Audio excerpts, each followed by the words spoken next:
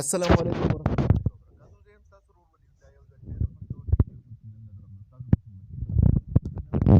تاسو ته راغلم چې څنګه کولی شئ تاسو چې ستاسو په موبایل کې هره خرابي تاسو په یو سیکنډ باندې کې را معلومه کړئ.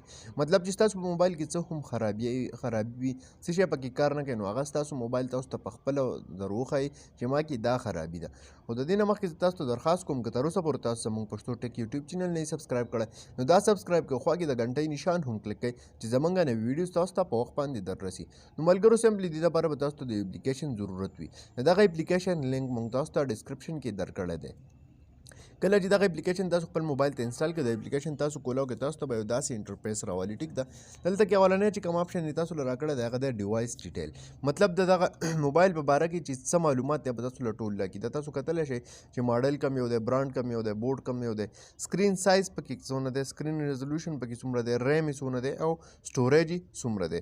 دغه شان دي که سافټویر یې کتل غواړئ نو دا وګورئ تاسو ستاسو سافټویر درته هم ښایي چې دې کې سافټویر کم یو دی. دې نه علاوه تاسو ته بیټري ښایي چې د بیټرۍ هیلث یې څنګه دی، بیټري لیول یې څنګه دی، صحیح ده.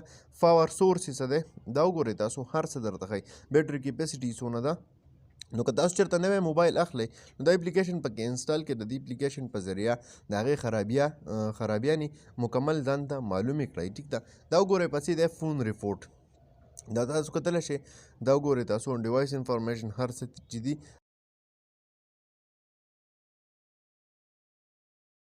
تاسو ته دې ځای نه چک کوئ. مطلب چې څه شی پکې کار نه کوي هغه هر څه تاسو ته دې ځای نه وایبریشن وي څه وي نو هغه ټول د دې ځای نه تاسو چک کوئ. کیمرا هر څه په یو کلیک سره مطلب د موبایل مکمل خرابیانې راوباسي. دا وګورئ کیمرا از ناټ ورکینګ او دا وګورئ تاسو ټچ د هغې چک کول غواړئ، د هغې څه شی تاسو چک کول غواړئ نو هغه تاسو ته دې ځای نه ښه په اسانه طریقې سره چک کوئ. فلیش لایټ یې چک کول غواړئ، مطلب لکه د موبایل کې چې ستاسو څه نمونه شیز استعمال شوی دی هغه ټول تاسو چک کوئ، د هغې پوره معلومات والئ چې دا خراب دی او که صحیح دی. دا وګورئ تاسو د دریم چې کوم آپشن دی تاسو سره په دې باندې تاسو کلیک وکړئ.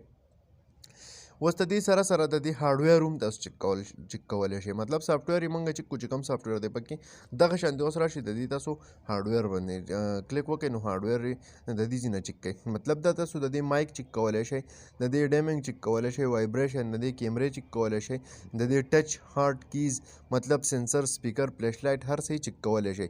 اکثر چې سړی نوی موبایل واخلي نو په هغې کې څه مسلې وي، مطلب ځینې نیم څیز پکې خراب وي. نو کله چې تاسو موبایل اخلئ نو دا اپلیکیشن پکې انسټال کړئ، د دې په ذریعه د هغې مکمل چیکینګ وکړئ. دا وګورئ تاسو اوس د دې نیټورک چیکینګ شو او دا په موبایلو کې یو غټه مسله ده. موږ موبایل ولو نو کله 4G نه سپورټ کوي، کله ډیټا کار نه کوي نو د دې په ذریعه تاسو هغه چک کوئ چې د دې سپیډ څونه دی، سیم اپریټر یې څنګه دي، مطلب مکمل هر څه چې دي هغه ټول تاسو د دې ځای نه ښه په اسانه طریقې سره چک کوئ. ډېر د کار اپلیکیشن دی ستاسو دپاره. امید لرم چې ستاسو ته ټولو به ډېر زیات خوښ شي. که خوښ شوی نو لایک یې کړئ، چینل سبسکرایبول مه هېروئ، د ملګرو سره یې شیر کړئ. د راتلونکي ویډیو پورې د خدای په امان.